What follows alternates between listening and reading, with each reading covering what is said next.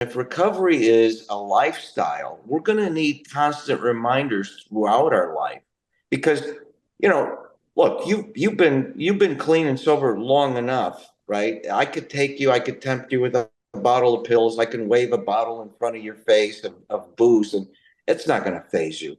But what might happen, though, what the thing that we may fall victim to is a series of unfortunate events, little things, little subliminal things that add on and compound and compound. And then next thing you know, you're just like, boom, it can happen just like that. Are you prepared? I'm Flindt Andersen, founder of PAIN, Parents and Addicts in Need. I've been in recovery since 2001, and there isn't much I don't know about recovery. And my mission is to constantly tell the truth about addiction, to make the realities of addiction, recovery, and drug culture known, and to drive awareness and advocate change that ultimately saves lives. And I'm Jason LaChance, a certified recovery coach with a passion for speaking with others and sharing their knowledge to help others seek recovery and maintain long-term sobriety. And this is the Don't Hide the Scars podcast, presented by PAIN, Parents and Addicts in Need. And our guest on this episode, Dino Miliotis, is a celebrated entrepreneur known for his innovative spirit, impactful message of hope. I mean, goodness, he gained prominence with creating Bug Band back in 1996 in Chicago. It's been featured in Forbes, was on Oprah, Entrepreneur, People magazine. But Dino is now sharing his 20-year battle with alcohol and substance use, which you can find out more about his story, Road to Recovery, in his book, There Is No Box, advocating for recovery and supporting others facing similar challenges. And I mean, an exciting program and stuff that you're working now, the spokesman for OpiAID, which we're going to get into. It's a data science backed company leveraging AI to tackle the opioid epidemic. I mean, it's revolutionary, it's exciting, and right up our alley. So Dino, thank you for joining founder of PAIN, Flindt Andersen, myself, Jason LaChance on Don't Hide the Scars. Hey, thank you for having me. Pleasure's all mine. Yes, sir. Yes, sir. Thank you. Well, I think we should just jump right in here to the deep end of this addiction. I mean, these 20-year things that I think I was telling you yesterday, we were having a conversation that, we really try to help the loved ones of the suffering addict or the new to recovery really understand addiction, which unless you're an addict, you're just not fully going to get.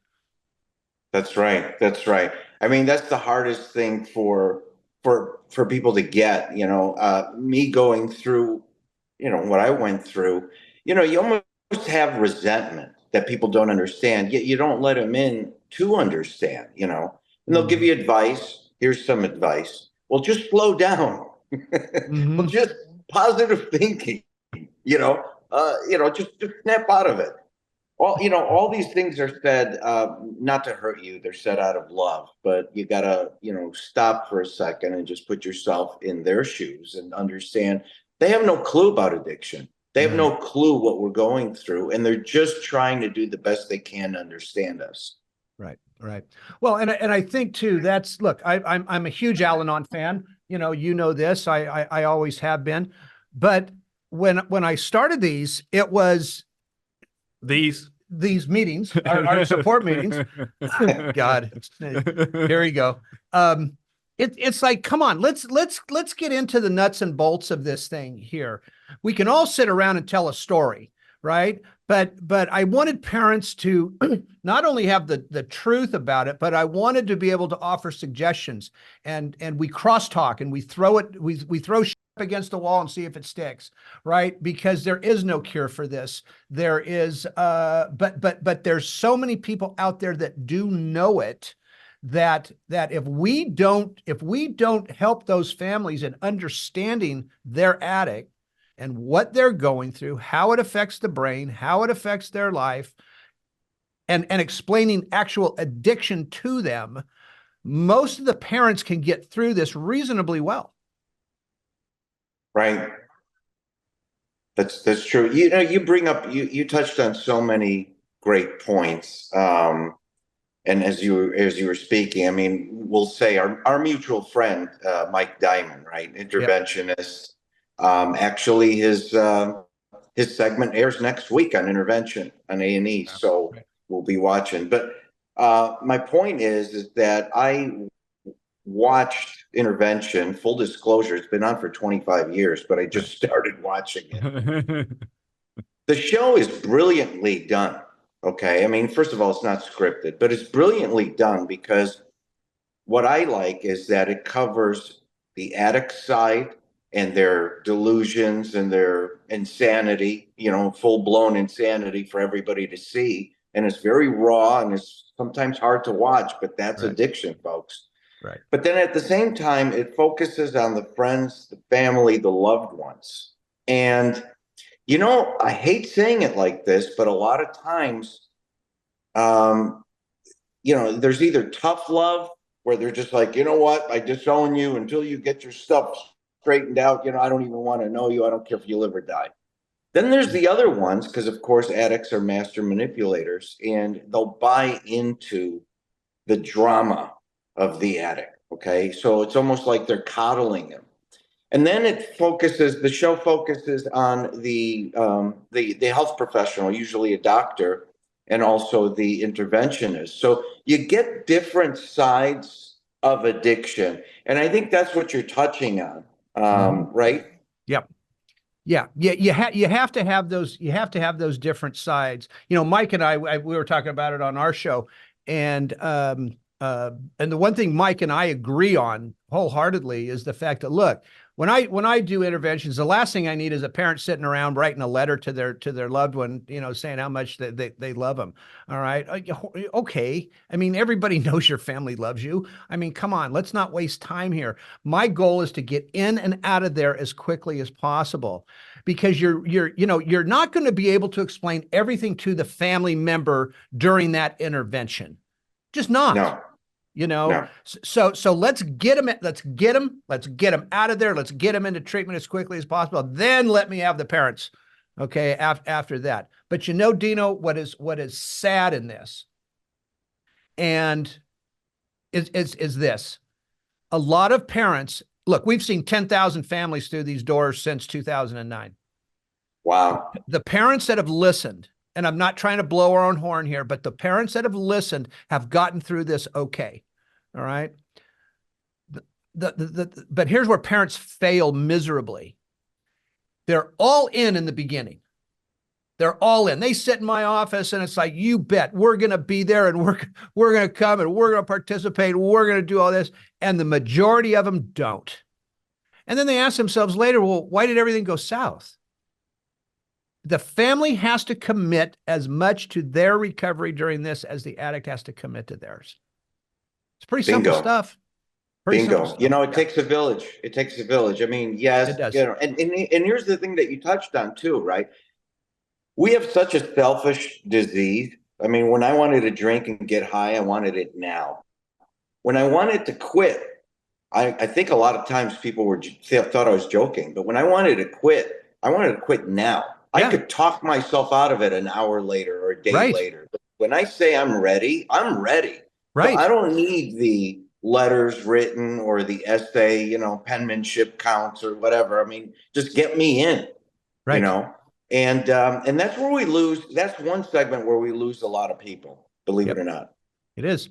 Yeah, well, and again, it is simply like we say here, there's two sides to treatment. There's a side where people have PPO insurance and the cash to pay for private treatment. Then there's a side that have Medi-Cal, Medicaid, governmental aid insurance. And when an addict is ready to get clean, God, you're so right on this. The last thing I want to do is listen to a 17-minute recording, okay, on 25 prompts on what button to push. And here's who I'm going to talk to. Oh, by the way, we're not going to get back to you until the following day. Right. I've already hung up the phone. I'm down the road. Okay. I want to get clean. I want it now. And that's what the majority of people in this country do not understand. Yeah, that's right. And it was, actually, it's a true story, frustrating for me because I made the decision to quit, and I was ready to go into a treatment center up Lake Arrowhead, California. And they couldn't take me for a couple of weeks. And they also said, well, so describe what you're doing. Are you using whatever? And I said, well, as of yesterday, I stopped. and I'm really, really hurting and I really need to get in. And they're like, well, I won't mention the name of the treatment center, but they said, well, if you're not intoxicated or you don't have drugs in your system right now, we're not going to take you. And I'm like, okay, that's an easy fix. So I grabbed a bottle of vodka, guzzle. Right. I mean, I could have killed myself right there. But Right. here's the things that we do when I'm like crying for help and they're just like, okay, we'll get back to you, or you're not drunk enough. That was just ridiculous for me to hear. Wow. Yeah. Yeah. Yeah, That is, but you're right. Again, because people don't understand. How do laws get changed? How does the medical industry change? How does anything change until you understand the addict's brain and what we're going through? That's why nothing is changing. that's right. That's right. And a lot of people, I mean, you'll notice the narrative, the talk of the town. I mean, opioids was your thing for what, 25 years? Right. So you get this, but that's the talking point for, I mean, it doesn't even matter what side of the aisle you're on. Fentanyl, opioid, epidemic. Okay, that's great. And I'm not trying to knock the industry, but at the same time, we're very, very quick to say that there's an epidemic, to Sure. say that one person dies every 4 minutes.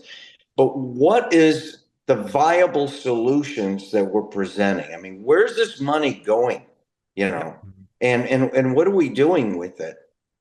It takes a village, okay, for a lot of things, and this is no different. It does take a village. I mean, our disease is so complex. It's hard enough for people to stay clean and sober. I mean, 97% of us relapse. You know Right. that. That's Right. hard enough alone. But without a community, without the support of your friends and family, and don't forget, there's 3 to 5 friends or family for every addict. Yeah. So don't think it's just hurting me in a selfish way. I'm destroying the lives around me too. Maybe not the physically dying, but they are shattered or scarred forever, just like, we are. And I think that's the popularity of now all these sober communities that have come out on social platforms. They're kind of replacing that village that we really needed in the first place, right? Mm-hmm. Mm-hmm. Yeah. So it's a tough one. Fully agreed. Yeah, fully agreed. And I think that's one of those hardships too, jumping back to where Flindt was talking about the families that were slightly on board, is I think it's, and my father, I grew up in a home of addiction, but nothing changed about the home. And that was a detriment. That was a detriment because I've often thought about that, like, did I end up going down this road subconsciously to understand my father a little more? Because I get him 100% now. Like, we totally speak the same language. Granted, he's about as long in recovery as Flindt has been, and if that family dynamic doesn't get that there is that recovery process for you too, and there are those resources, and the structure has to change, and they have to get on board. Overall, which I think is some of the hardship. Like, hey, look, this is a total shift.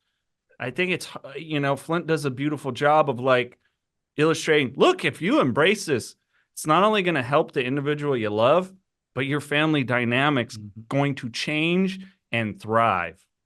Right. Yeah, that's right. I mean, some silly examples, that I use from time to time is like, if I told people, including my family, that I'm severely allergic to pollen, nobody in my family or my immediate circle would say, yeah, I know you're allergic, but here's some great pollen. Go ahead and sniff this. I swear to God, it's good. You know, they respect my ailment and they back off. If I was training for a marathon and I said I can't eat meat and I have a very strict diet, I mean, the household would be preparing meals for me and understand, well, he's running a marathon, so we Right. gotta, right? But this is the only time, I think, the only time that I could think of anyway, where we don't really get that same, I'll call it respect.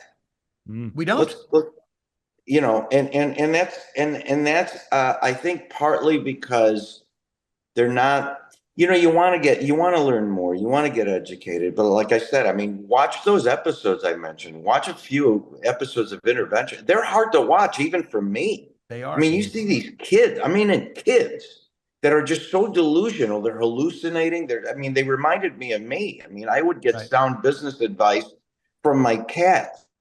Right. Okay. Seriously, I would talk to my cats and they would talk back and give me advice. I get it, but the regular person outside just kind of looking in, that's just kind of peeking, almost like an accident that you got to slow down and watch. They're not going to stay for the whole show. You see, they're not really going to get it. And I was in an AA meeting yesterday. I went with a friend. I'm supporting her. She's going to be 30 days sober. So, hooray. There was 150 people in this meeting. It was not a small little meeting.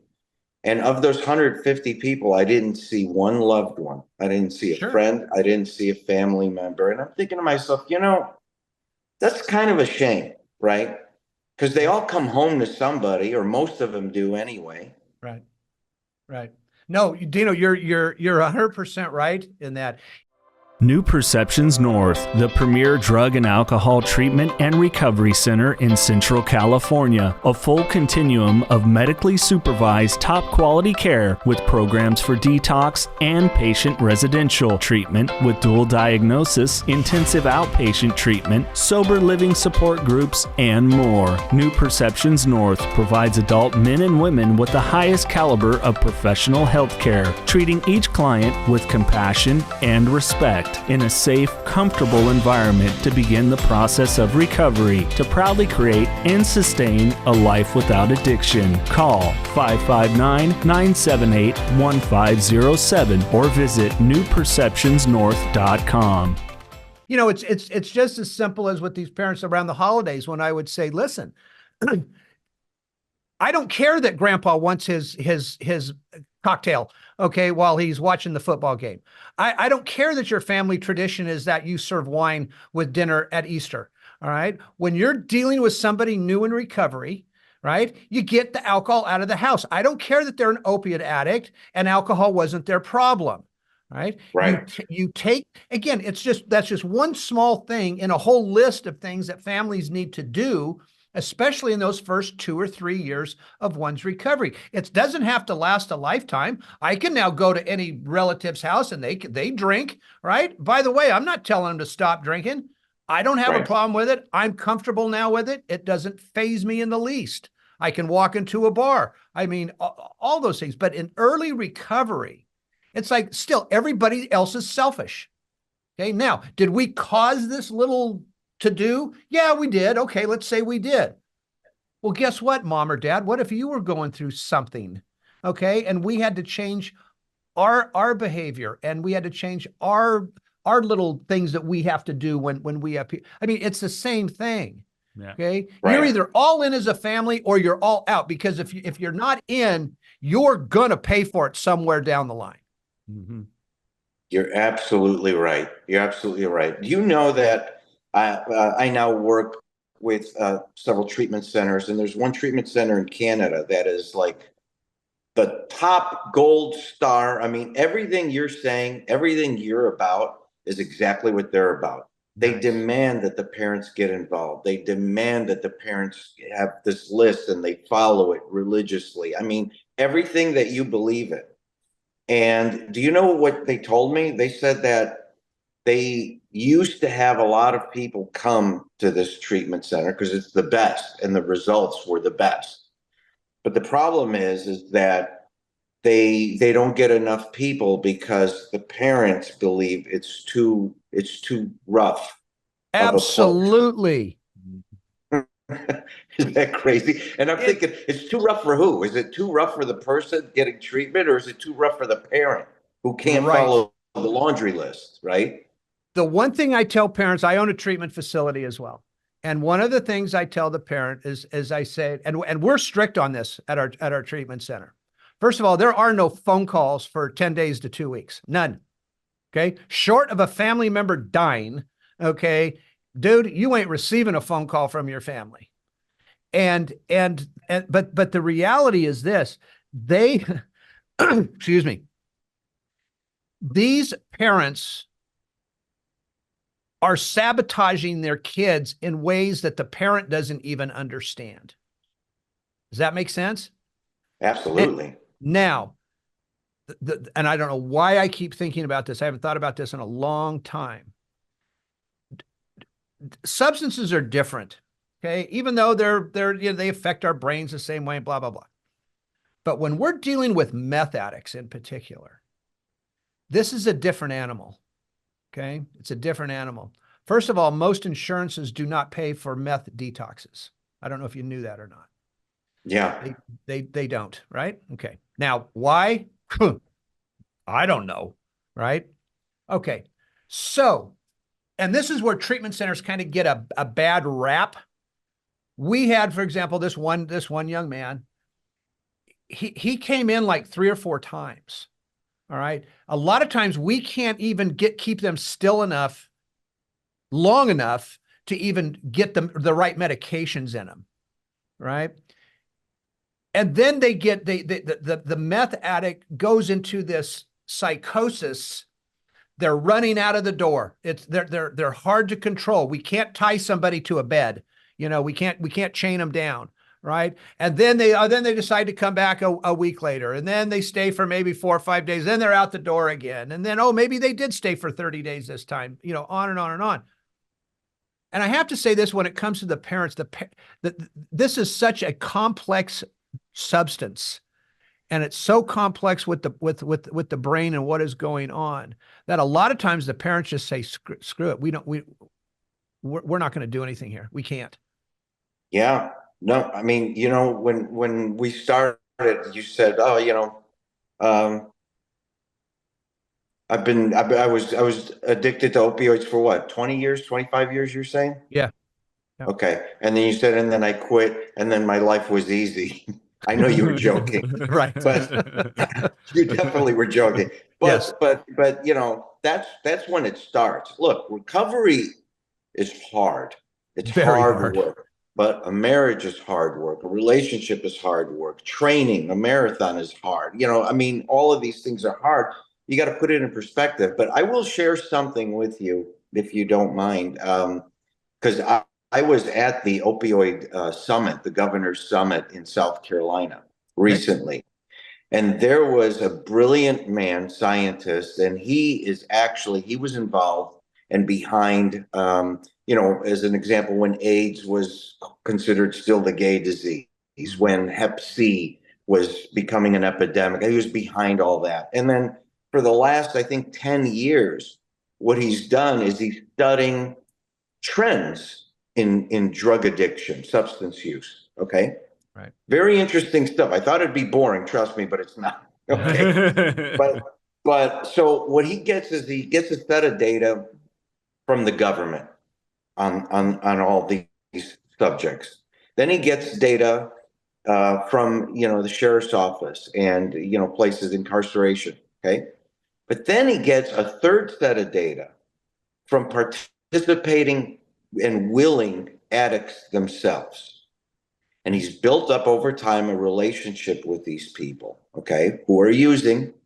And he basically asks them, hey, what are you using? Did you get this on the street? Get me a sample. And this dude analyzes it, okay? So now he's got 3 sets of data, completely independent, and he triangulates the data.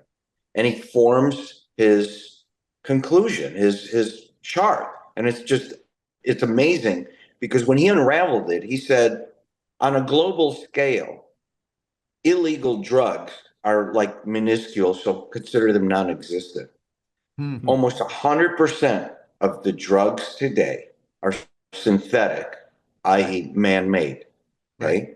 Right. 99% of all of those drugs are laced with fentanyl. Of course, yeah. Okay, now, you got people who are talking to him on what's going on, right? So fentanyl, obviously every 10 minutes, you got to shoot up, you got to use a needle, and it affects, people don't realize this, but all your veins are shot. If you're shooting up every 10 minutes, I mean, you don't have a vein left. So they start getting creative. So here's the creativity of an addict.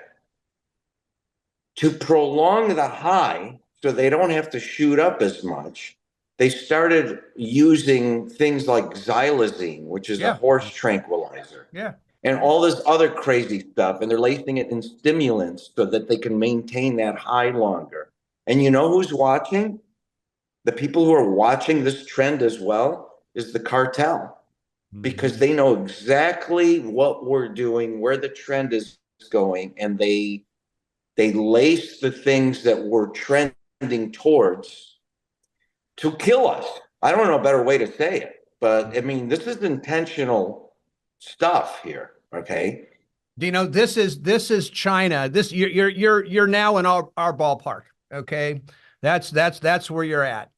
Look, we were talking about carfentanil and fentanyl 8 years ago when the Russians were sending it into the eastern seaboard. Right. Now, and of course, everything kind of started then on the eastern seaboard and worked its way west. But now with China, look, this is China's baby. The cartels are the tag along onto China's back, because the opioid crisis of the late 1700s and 1800s in China were caused by the Brits. And China hasn't forgotten that. They're the ones that are sending the precursors into Mexico. Mexico's the cartels are the ones that are putting the fentanyl into pills and shipping it across the border. By the way, every cartel now is in every 50 states in the United States. We have a very good working relationship with the DEA, and they don't ever have to fire a shot. Okay. They don't have to fire a gun. They don't have to drop a bomb. They're already doing it. All right. Right.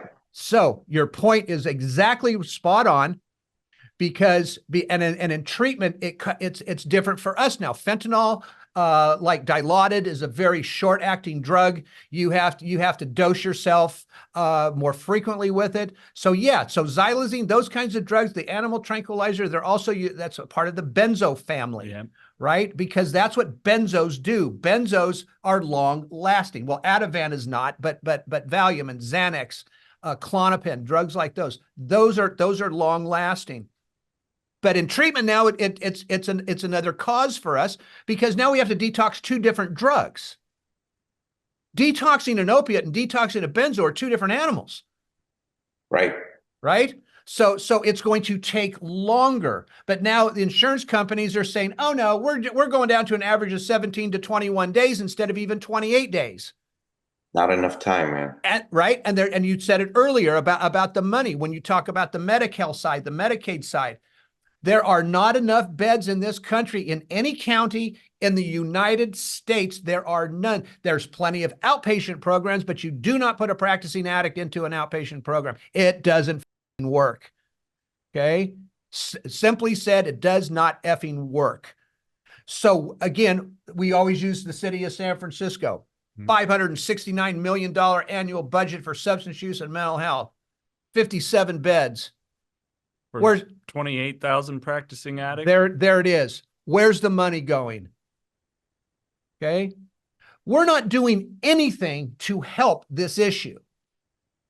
Now, if somebody really wants to get me going, start talking to me about methadone and Suboxone, okay? And then I'm going to go through the ceiling. Okay? I love you. It was only a matter of time. And See, I told you. I said something and it was bing. Oh, I'm sorry. I have that. You know what? But you know what? You've been in this long enough. You've helped so many people, obviously, and you know yourself. I mean, you're very passionate, and all of us are. It's not like we don't care. I mean, it's like if we could just help one person, but we know one person isn't enough. We know our industry. Right. You'll never run out of clients. Right. Okay. Ever. Yeah, and that's really sad. Okay. I mean, that's really sad. But look, 30 days isn't enough. But the main thing that we have to do is we have to come to terms with the fact that there are different parts of addiction. Okay. The first one is instead of me worrying about what to give the person so they could get off what they're addicted to, you know, help them get off of that, and then you can wean them off the Yes. medication, right? Yes. Because the whole goal is not to get them addicted to the replacement, it's to get them free of everything, okay? But the second part of addiction, the second part of the recovery is the embracing it of a lifestyle like you and I have, like all of us have, right? And when you look at it like a lifestyle, here's another thing. 10 people that are clean and sober for 10 years, 20 years, 30 years. Congratulations, more power to you. That's longer than me for sure. But that's when a lot of people have the tendency to feel like they're relaxed, Yep. and a lot of them slip. And so I'll explain the technology in a second, but it's almost similar to like, having a map, navigation in your car, and you're crossing, a red light, and it says red light camera ahead, and you're just like, I'm not speeding, but you look at your speedometer. Sure. It's reminding you, I know you're not speeding, but just in case you were speeding, look at your speedometer. We all need those reminders. And if recovery is a lifestyle, we're going to need constant reminders throughout our life. Because, you know, look, you've been clean and sober long enough, right? I could tempt you with a bottle of pills. I can wave a bottle in front of your face of booze, and it's not going to phase you. But what might happen, though, what the thing that we may fall victim to is a series of unfortunate events, little things, little subliminal things that add on and compound. And then next thing you know, you're just like, boom, it can happen just like that. Are you prepared? Right? Are you exercising your brain and your mind, body, spirit every day? Because it doesn't take much. Okay. You could lose your job.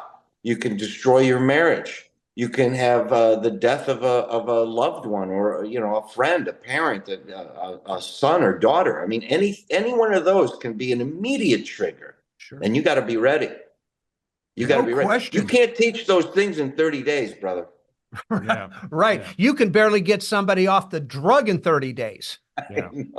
If you or a loved one is struggling with addiction, please call PAIN, Parents and Addicts in Need, at 559-579-1551, or visit us online at painnonprofit.org. Follow us on social media on Facebook, Twitter, Instagram, and TikTok at Pain Nonprofit. And please subscribe to the Don't Hide the Scars podcast and share with others wherever you get podcasts and on YouTube.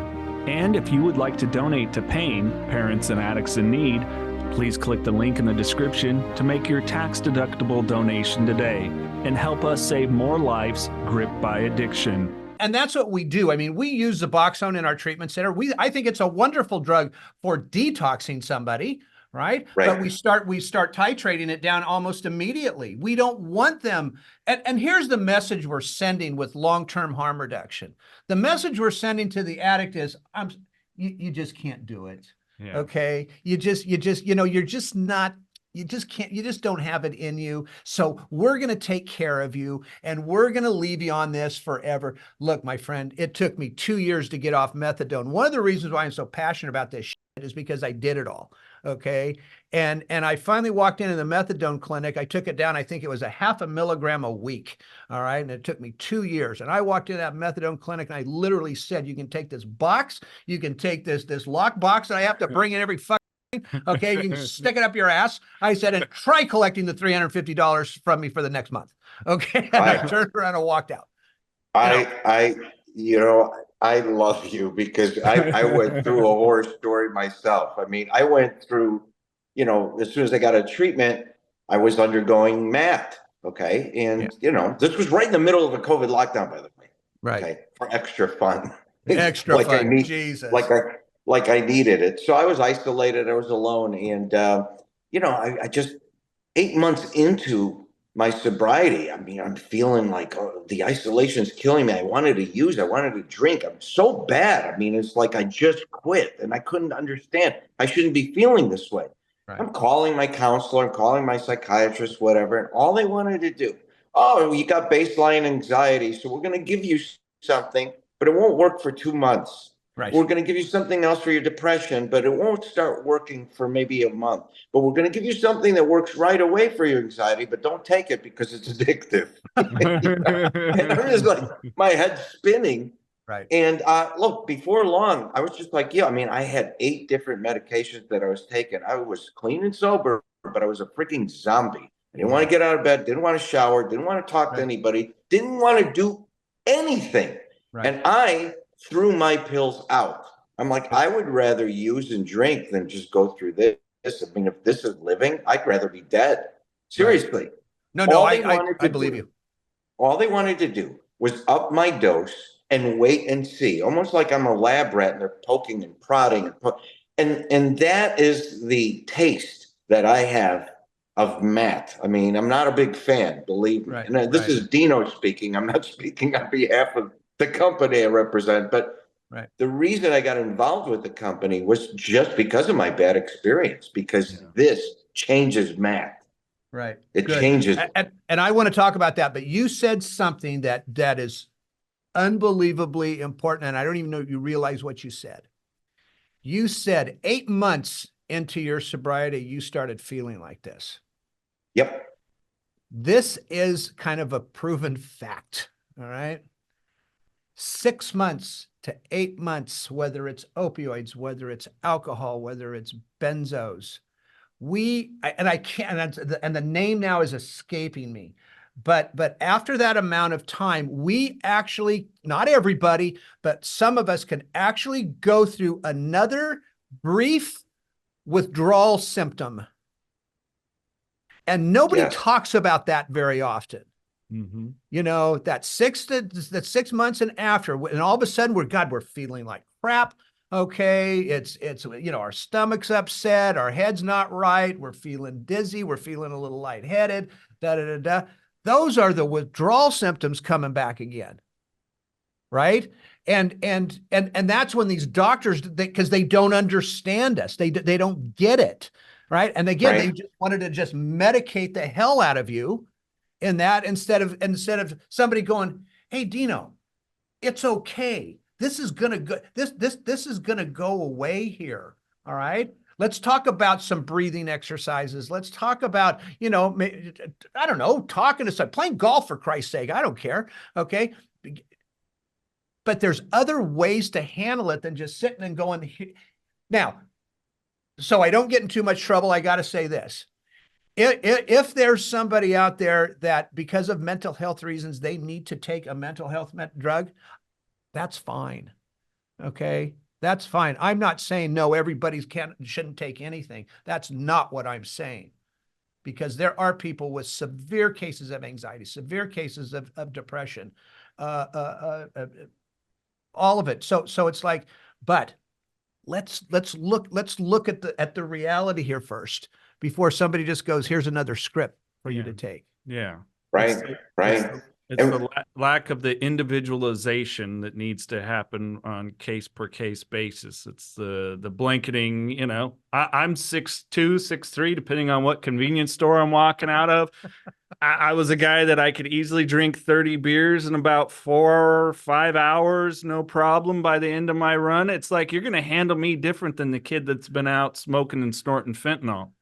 Yep. Yeah, no, you're right. And you know, to add insult to injury, you know what the health professional was telling me when I was saying it's 8 months. I mean, you know, when was the last time you used? When was the last time you drank? Do you feel suicidal? Do you feel like harming any? I'm like, dude, I don't. I just want something and I want it now. She's like, well, you shouldn't be feeling like this. Well, she should have said, if my grandmother had balls, she'd be my grandfather. Okay. I mean, it's like... but I'm like, but I do. You know, in fairness, I wasn't a very pleasant person, but again, I mean, we're not pleasant people. Like I said, I mean, when we want to get high, when we want to get drunk, we want it now. When we want to quit, we want it now. I mean, it's not a joke. When I say I'm done, I'm done. And it's going to be a lot of hard work. So, I mean, I just wish that I could have found the words to articulate better, you know, how I was feeling. But all they were telling me is pick a feelings chart, pick a smiley face. How do you feel? And I kept saying, I don't know. You know? It's like going to the Frustrating. emergency room. I used to love this, right? Because I was a doctor shopper. You got to remember, I was using during the 80s and 90s. Okay, so I had 14 different doctors' offices going on. I'd go into emergency rooms. I had every disease known to mankind and every broken bone. And I mean, I used to bend my knee up against a wall just so it would pop, so I could go into the emergency room to get pain pills. Wow. And so I'd walk into these emergency rooms, and it's like I would, like you said, when I want the drug, I want it now. Okay, I'm going to go to any length to do that. I'm going to lie. I'm going to cheat. I'm going to steal my way in. Okay, and by the way, I did. All right. It's oh God, it's such a show. And so when I try to explain to people, when I did that for 20 years, how do you expect me to change in any way, shape, or form, even in a year, even in 2 years? Okay. It's damn near impossible. You know, you said something again earlier, relapse rates in the United States, excuse me, recovery rates are recovery rates are 7%. That's it. I know. So there's a couple of things in this whole recovery. That's one of them. It's a 7%. So you have to ask yourself, what are we doing wrong? Okay. The second question, or the second point, is this: we have more fentanyl coming across that border than ever before. But now everybody's talking about overdose deaths are down in the United States. They're up in California. But a couple of things. We're not talking about the people that have gone into the emergency rooms on an overdose and survived. Where are they at this particular point? And if we've got so much fentanyl coming across our border, it's about supply and demand. If we didn't have the demand, there wouldn't be the supply. Correct. So addiction rates are still through the roof. Correct. And so, you know, at first glance, an outsider looking in would be like, well, we got to stop the cartels. We got to stop China. We got to stop the flow. But then you got to look at it this way, just like you said, you know, you've been in recovery long enough where you could sit in a household and if somebody's drinking, it wouldn't faze you. Okay, use that example. If I'm not fazed by fentanyl or any street drug or alcohol, the demand is zero, right? Correct. We got to focus more on the users than the suppliers, because if there's no user, the supply chain dies. It does eventually, right? Eventually. But what this whole fentanyl mess has created, though, is just what I said a little bit earlier. We've got China that's got a huge bug up their ass, okay, about us and about everybody else. And they didn't forget what happened to them back then. And here's something to think about. And I'm not a conspiracy theorist, none of that shit, okay? But I'm surprised we haven't seen it in a water supply yet. Because if they want to destroy us, they're going to figure out a way how to put it in something where we don't even know where it is. Now, to your point, we better walk to the president of Mexico and say, hey, brother, okay, you're either going to let us come in and help you, or we're coming in alone and we're going to take them out. And that means there's collateral damage. That means other people in your country are going to suffer because of it. But we have to protect our country right now. This goes deeper than just cartels getting somebody high. There's a master plan behind this thing. Okay? It's intentional. It's intentional. We all know it is. Yeah. You know? Anyway, that's my political speech for the day. No, and it's funny because you and I talking about this, I mean, it is intentional. It's intentional, like murder. Okay. Yeah. And people will go so far as to say it's an epidemic, it's a crisis, which it is, but it is intentional. People are trying to kill us. I don't know how else to say it. Okay. Right. These aren't drugs that you just like take to pass the time. I mean, have you ever seen somebody who's on fentanyl, who's addicted to fentanyl? I mean, they turn gray. They'll stop breathing. It's like a zombie show. I don't know if people have seen that. Oh, no, no, no. There's actually there's a fentanyl combination out there that they call it gray death. Yeah, That's the name of the combination of these drugs together. They call it gray death. I mean, these people actually turn gray. You know, they do. it's just unbelievable. But let me ask you this, because one of the things is, by the way, I'm loving this conversation right now with you. Okay, Me too. this is unbelievable. Um, when you're look, as speakers, as people, all of us, as people wanting to get out there to get this more of this story out there than just what is going on. Do you find that people are allowing you to do that? That's a really good question. So if I'm speaking just to you guys, look, it's very, very difficult. I keep telling people that when you're speaking, when you're presenting something, I know that you want only the best intentions. And so you want to just throw everything you can into one sermon and hope that they get it. Okay. Throw everything you can into one social post and hope they get it. But life, speaking, is a lot like a storyboard on television.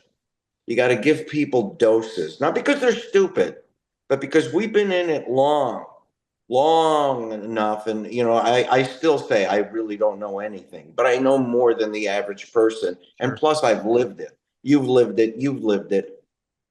We got to give them doses of the message so that they can comprehend it. And that's the sad reality, right? I mean, I would love to go on stage and in an hour cure cancer, but you can't. You got to give them the doses so that they can comprehend and understand and they follow this story with you. Okay. And so a lot of the things that I would love to see that actually I'm going to be showing people is not just people going in, okay, to recovery, but people coming out and people talking about it afterwards and just showing the process. I mean, if we wait to educate the government, if our knowledge is a 9 right now, the government's is like a 0.2.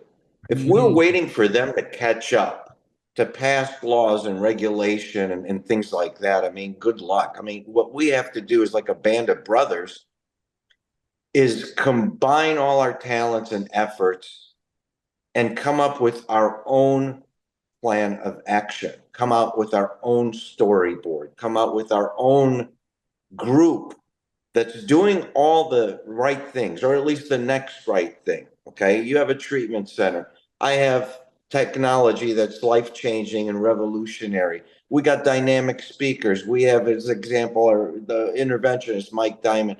These is just, but imagine all of us and multiply that by 1,000 just in this country. And they're all doing the same thing. You know what I mean? We're getting them getting them to want to get clean and want a better life.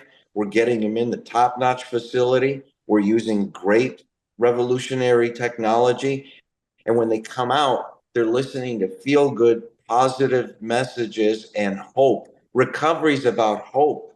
And it's great that we get these things that talk about sober, who's sober today, it's more than just sober. It is. Okay. It's a lifestyle. We need to start promoting this as a lifestyle, just the same way they promoted water, bottled water as a lifestyle. I mean, Christ, they promote Pepsi Cola or Diet Coke as a lifestyle. You see people having fun on the beach. You're like, wow, I want to have fun on the beach. Right. Maybe I need a Diet Coke. Why am I gravitating to those? It's marketing. Right. And I hate to cheapen the message, but No, we you're need right. to do a better job marketing, especially to the youth that gets tuned out by academics and too Yep. many bullet points and too much death and destruction. The attention span of an average TikTok watcher and Instagram watcher is like 3 seconds, dude. Right. How can you get your brain, all your knowledge to somebody and you're just given 3 seconds? It's not fair, but that's where we're at. You know, Dino, and I'm going to jump in here because as you were talking, I was writing something down here. All right. And this is something again that I've been, and Jason knows this, been looking to do for a long, long time. I love the storyboard. Okay. But here's what we need. And you said it. And I wrote down some names here. You're one, Jason's one, I'm one, Mike Diamond's one. I got a couple other names on here. Total of 6. Okay. What would happen if there was a traveling panel of experts on this that covered all different areas, but we need somebody, a corporation or something that is going to be able to go, okay, boys, we got your back. Okay. Go get them. Go get them. Because you know as well as I, major corporations, HRs, they need speakers. They want people coming in. But I don't see, I've been around a long time. I don't see this. And here's been my big bitch around the Fresno area for all these years. Everybody is separate. Nobody wants to join forces. Oh, you're going to take my client, or I'm going to take yours, or blah, blah, blah. You know what? Go screw yourself. Okay. This goes beyond us. All right. But it's also getting the right faces, the right people, the right message out there. That's no bullshit. Okay. Absolutely no bullshit whatsoever. And I got a list of 6 guys here with absolutely no bullshit.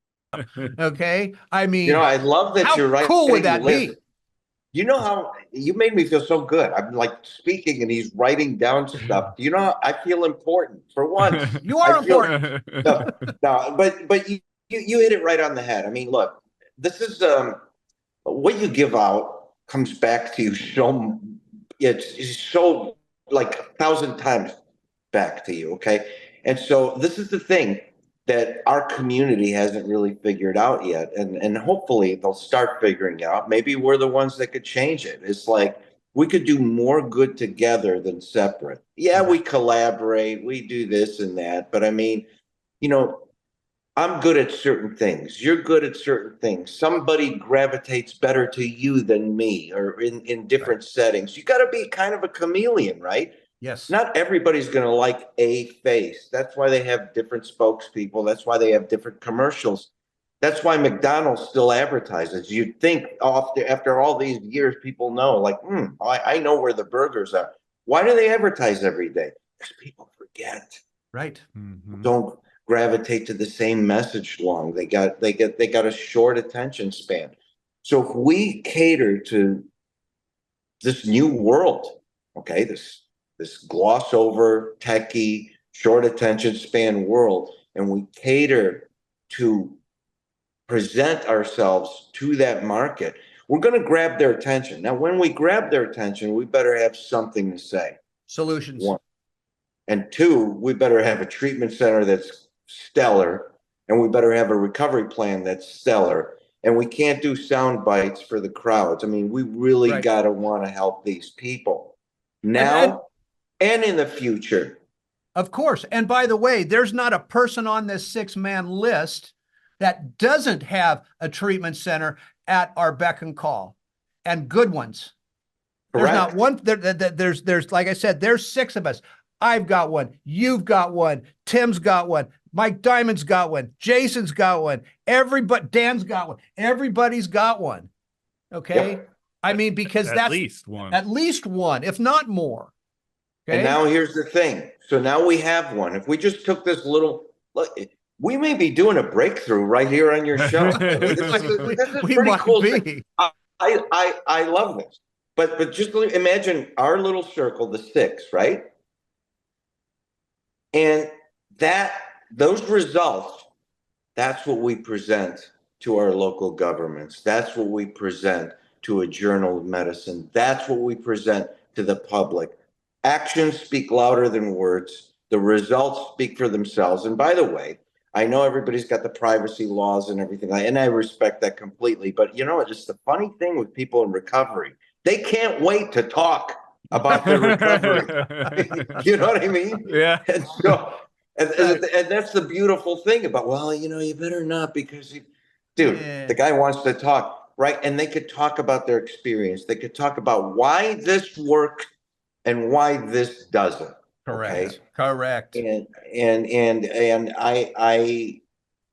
I am so with you, because if Matt is the gold standard of recovery for the last 40 years, God help us all. I mean, seriously, we got to do better than that. Dino, we're losing the war on recovery. Yes. Yeah. We've lost the war on drugs. We cannot continue to lose the war on recovery. Right. I mean, think about that, right? We've got more people out there, right? That they're just not getting the proper help that is needed. And again, not everybody's right. Not everybody's going to stay clean and sober. Not everybody's going to reach it. Okay, I get it, right? And I'm not the one to sit there and say that everybody is, because they're not, right? They're not. But we can do a much better job than what we're doing. But we need, what is our motto around here? You're stumping. What?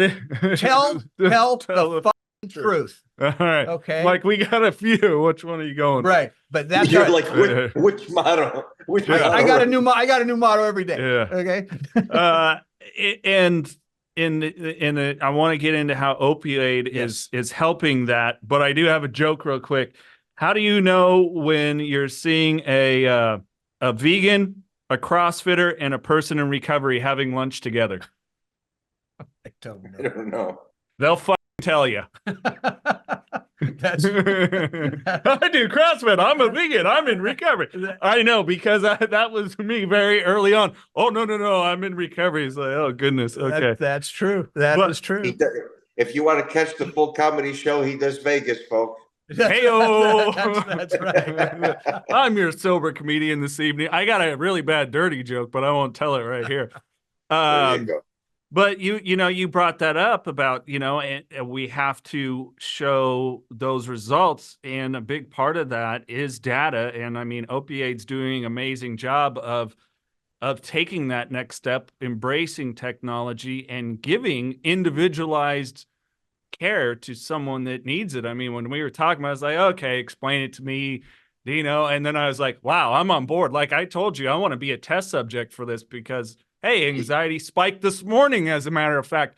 I don't know why. I would like something that will tell me and give me some data and some information to help me process and stuff. I'm telling you, I mean, I won't go into that part, but because thank you, you did a great intro, but right here, okay, this happens to be a Samsung Galaxy 6. It's powered by OpiAID technology. What does that mean? That means that it'll take my biometric readings every 5 minutes. It's sending it to our database every 5 minutes. Our algorithm and machine learning is applied to that, and it's spit to any health professional, any clinic, any treatment center, anywhere in the world, okay? So what it'll do is it'll give the health professional real-time insights to help them personalize care about me, okay? Not about somebody else. It won't say, well, you shouldn't be feeling this way, because this technology allows us to distinguish the difference between withdrawal, anxiety, and depression. That's number one. Bam, number one. Number two, it will measure the level of withdrawal. The same way we measure your sugar with a glucometer, the same way we measure your blood alcohol with a breathalyzer. Okay? Same way. So now, take 2 pills, call me in the morning is irrelevant.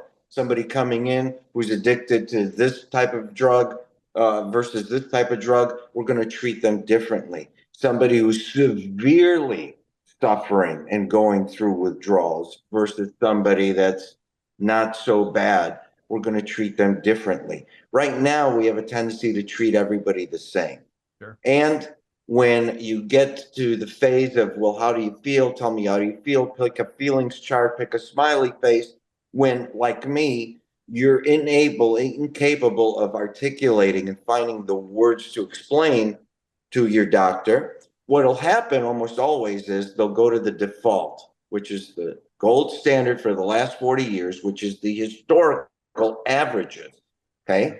What this technology does, it'll take the electronic file on a patient, the chart, okay? That's your past. It'll read the biometrics, that's your present.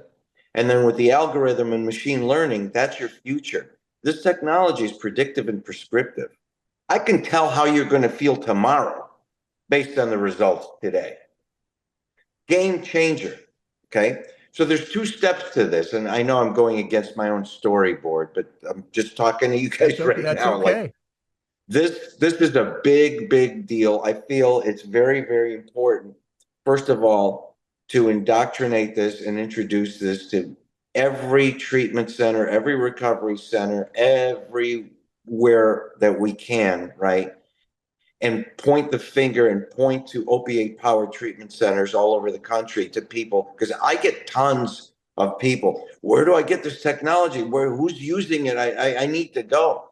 I mean, look, it's not the answer to everything, but it's a new shiny tool in a toolbox, and the bigger the toolbox, the better the results. And I'm saying, look, that's an opiate powered facility. Go there. They're using our latest cutting edge technology. That's step one. Step two, in the future, maybe 18 months from now, 2 years from now, there's going to be a version of this that's going to be available to the public. Now, why is that important to me? Why is that important to our team?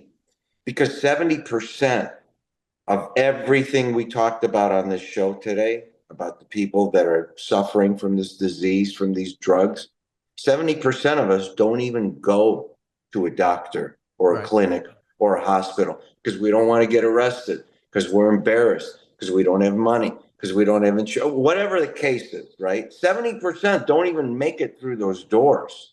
What happens to them? Well, they resign to go on Google or ask their friends, what do you do? These quick remedies and all these gimmicks and this nonsense.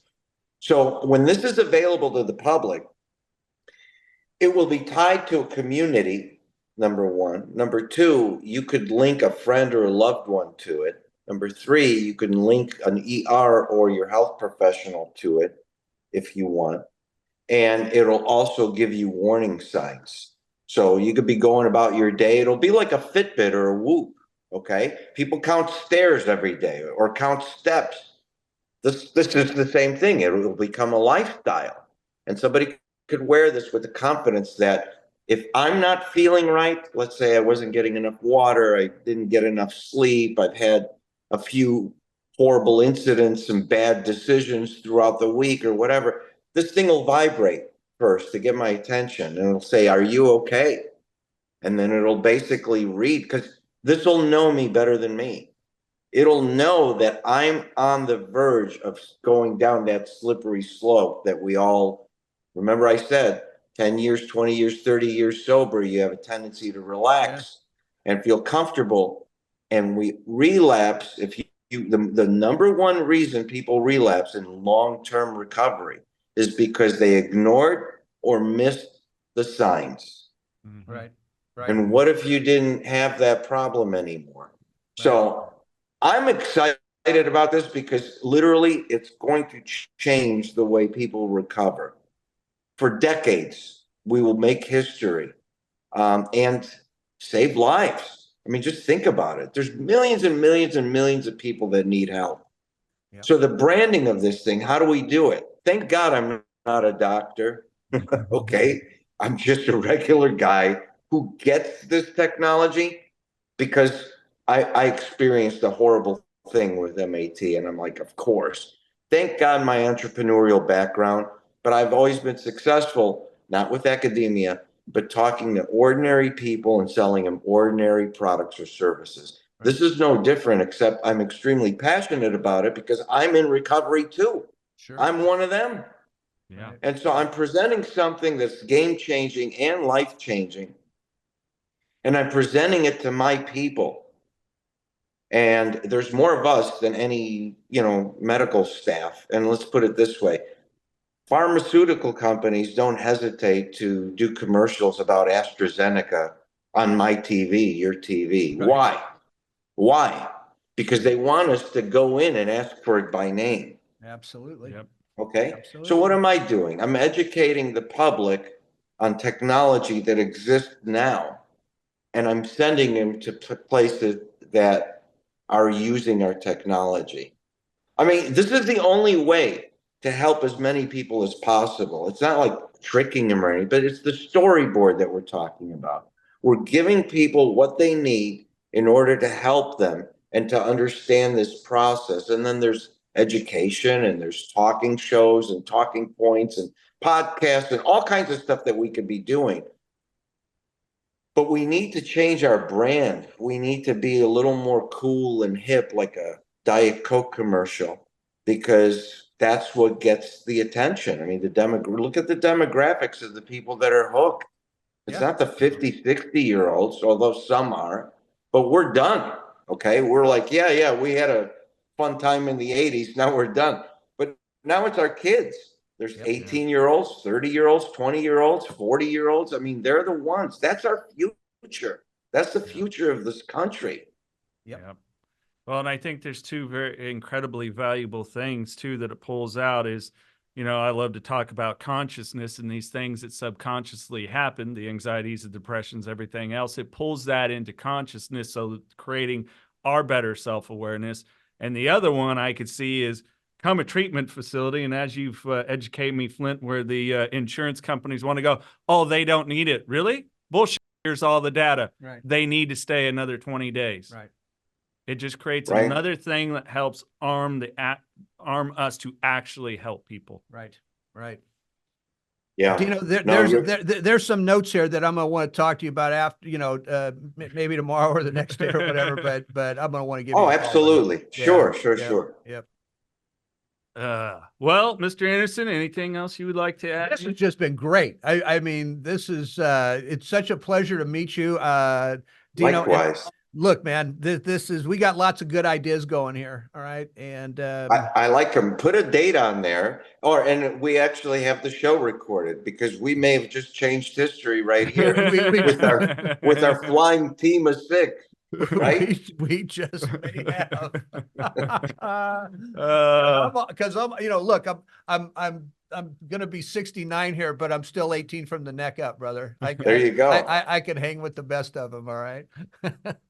Thank you, my friend. It's been a joy. It truly has been a joy to talk with you today. Yeah.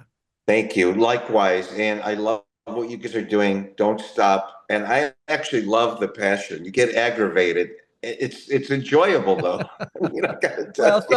Some people I pissed off a little bit, but that's okay. You're so fired up. Well, they'll get over it. It's life and death. I'm sorry that I'm so concerned with life Yeah. and death. Right. Anyways, but listen, to anybody out there listening, although it's funny and we do joke and everything like that, we're all in recovery. The recovery community is beautiful. It's tight. It's the best community you've ever met in your life. And seriously, once you cross over and you become one of us, it's a beautiful family to have for life.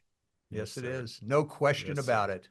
No question. Dino Miliotis, thank you so very much. For more that want to find out about Dino's book, There Is No Box, that link is in the podcast description, as well as on OpiAID if you want to find out some more information. Thank you, my friend. Appreciate your time. Thank you, guys. If you or a loved one is struggling with addiction, please call PAIN, Parents and Addicts in Need, at 559-579-1551, or visit us online at painnonprofit.org. Follow us on social media on Facebook, Twitter, Instagram, and TikTok at Pain Nonprofit. And please subscribe to the Don't Hide the Scars podcast and share with others wherever you get podcasts and on YouTube. And if you would like to donate to PAIN, Parents and Addicts in Need, please click the link in the description to make your tax-deductible donation today and help us save more lives gripped by addiction.